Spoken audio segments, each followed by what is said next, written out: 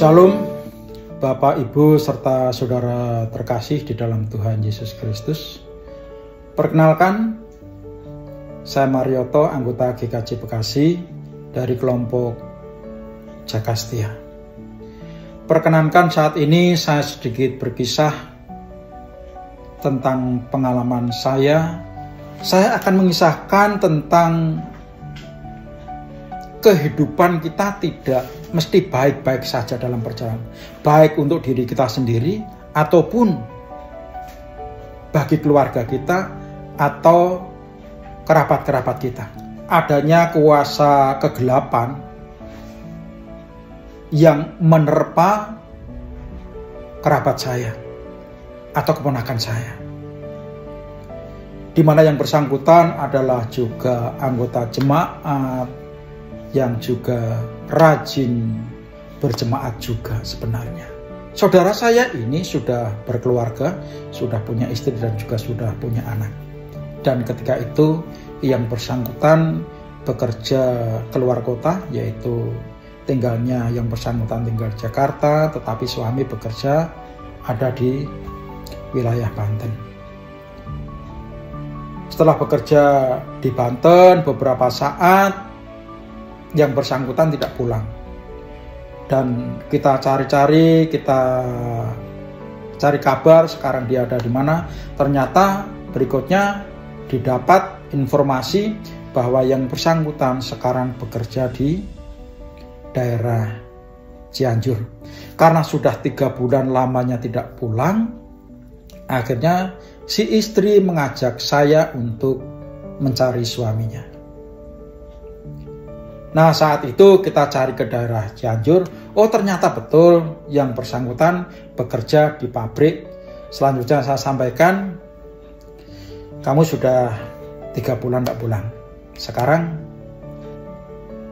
ayo tengok rumah dulu, tinggalkan pekerjaan dulu. Nanti bisa kita bicarakan, kita omongkan sebaiknya ke depan seperti apa untuk keluargamu. Yang bersangkutan kita ajak pulang. Di rumah sudah bisa ngobrol biasa karena rumah saya di Tambun dan yang bersangkutan ada di Jakarta. Saya tidak tahu kabarnya lagi. Tetapi tidak selang lama, ternyata istrinya mengadu kepada saya kembali. Suami saya malam-malam meninggalkan rumah, sudah pergi lagi. Nanti kita cari. Akhirnya berikutnya saya juga menyempatkan lagi, saya turut mencari dengan anaknya, dengan istrinya, dan juga saya didampingi oleh istri saya. Setelah kita cari, ternyata yang bersangkutan tetap di pekerjaan semula. Tetapi setelah saya datang ke sana, yang bersangkutan sudah tidak mengenali saya. Saya itu siapa? Istrinya saya hadapkan ke dia. Dia juga sudah tidak mengenal itu siapa. Anaknya juga dia sudah tidak kenal. Akhirnya timbul curiga, loh, ini anak ini tuh ada apa? Anak itu kenapa? Anak itu terpengaruh apa? Terpengaruh kuasa kegelapan apa? Begitu saya tanya,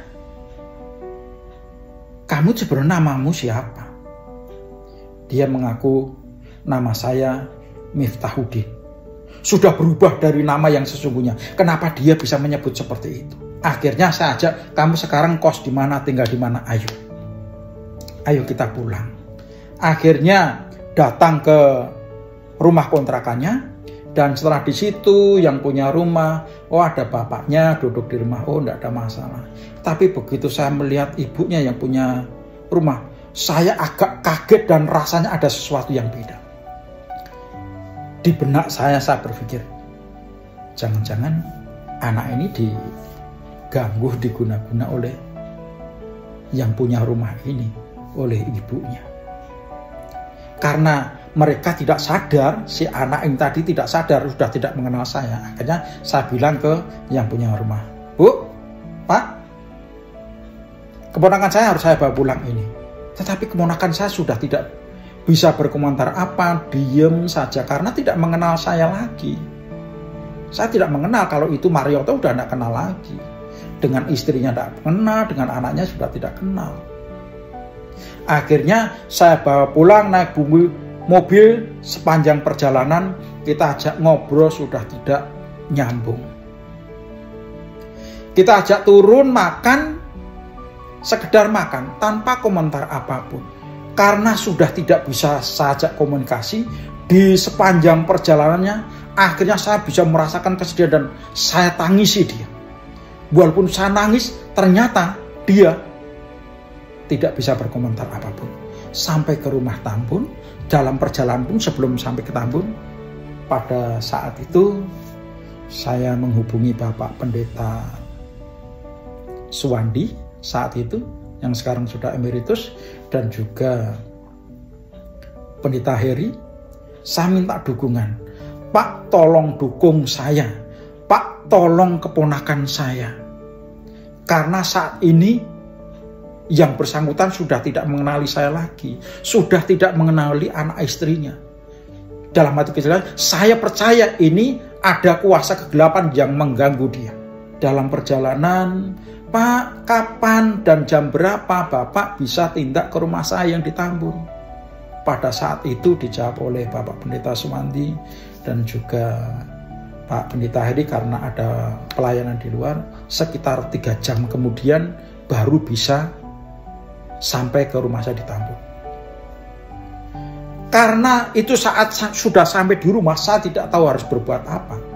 Saya hanya bilang kepada Pak Pendeta Heri dan Pendeta Suwandi, Pak, saya harus berbuat apa untuk keponakan saya ini? Dan Pendeta Suwandi dan Pendeta Heri, sebisanya Mas Marioto doakan, nyanyikan, bacakan Alkitab. Sebisanya Mas Marioto untuk kebaikan keponakan Mas Marioto. Setelah sampai di rumah, memang saya tunggu, beliau-beliaunya belum hadir. Akhirnya saya yang bersangkutan saya dudukan di lantai, di tembok begitu. Saya dampingi, saya di kanannya, di kirinya istri saya dan anak istrinya di depannya. Karena saat itu memang benar-benar tidak sadar dia itu siapa. Tidak sadar benar. Sebisa-bisanya seperti sarannya Pendeta Suwandi dan Pendeta Heri, saya berdoa, saya nyanyikan dengan tangisan yang sangat kuat. Karena yang bersangkutan benar-benar dengan tatapan kosong. Dengan semampu kita pasrah karena tidak tahu harus berbuat apa. Kami sekeluarga percaya Tuhan itu akan bekerja. Pada saat kita tidak mempunyai kekuatan apapun, Tuhan akan bekerja. Dengan saya bernyanyi di kanan dan sisi kirinya, dengan ada tangisan karena kepasrahan tidak tahu harus berbuat apa. Akhirnya dengan pujian yang ada, akhirnya keponakan saya itu meronta dengan kekuatan tenaganya. Meronta sangat kuat. Dengan begitu dia meronta sangat kuat, justru tangisan saya dengan keluarganya semakin kenceng itu. Akhirnya tetangga-tetangga pun berpikirnya, wah itu Pak Marioto sedang berantem itu. Kok sampai tangis-tangisan seperti itu. Tapi dengan tangisan seperti itu, dengan semakin meronta, akhirnya tangan kanan saya pegang dengan tangan kiri sekuatnya. Karena dia meronta, kepalanya saya pepetkan di tembok. Dan mepet di tembok, dengan saya tekan, dengan tangisan seperti itu, dengan pasrah pada Tuhan. Akhirnya keponakan saya langsung bisa rebah dan leleh, betul-betul leleh. Dan pada saat itu, buru-buru saya menghubungi Pendeta Heri dan Pendeta Suwandi. Pak, keponakan sudah sadar, ini lemas sekali, harus berbuat apa? Kasih aja minum, terus berdoa Mas, biar selalu terjaga, supaya kekuasaan kegelapan tidak masuk lagi kepada dia. Dan tidak lama kemudian, saya tanya, aku sopo? Dan bersangkutan bisa menjawab, oh Mas Marioto. Iki sopo? Oh Mbak Tari. Ini siapa? Oh ternyata kenal dengan istrinya. Ini siapa? Oh kenal dengan anaknya. Betapa bangganya, betapa senangnya. Ternyata keponakan saya bisa pulih kembali. Tidak lama kemudian Pendeta Heri, Pendeta Suwandi bisa sampai ke rumah dan berdoa dan menyampaikan, Mas ini memang tidak boleh ditinggal jauh. Dan dikatakan dan disampaikan pada saat perjalanan antara Pendeta Heri, Pendeta Suwandi dan Ibu Nathan saat itu, disampaikan kepada saya. Dari kejauhan ternyata rumah saya itu berdentang, seakan-akan mendapat serangan seperti anak panah yang membentur rumah saya.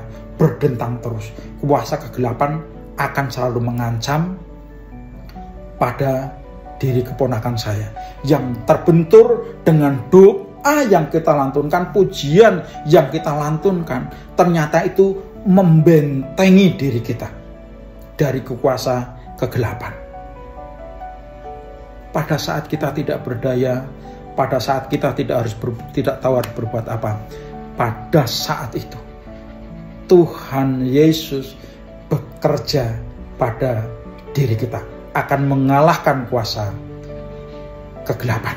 Dan dari situ keponakan-keponakan saya bisa hidup dengan baik kembali. Yang dapat saya sampaikan, ayo kita bersama-sama menjaga diri kita dimanapun kita berada. Jangan sampai kita dikuasai oleh kegelapan. Dan pada saat kuasa kegelapan itu menguasai kehidupan kita, apa yang dapat kita lakukan untuk mengalahkan dia? Hanya satu, kepasrahan hati kepada Tuhan Yesus. Dialah satu-satunya yang mampu mengalahkan kuasa kegelapan. Demikian yang dapat saya sampaikan untuk kesaksian malam hari ini.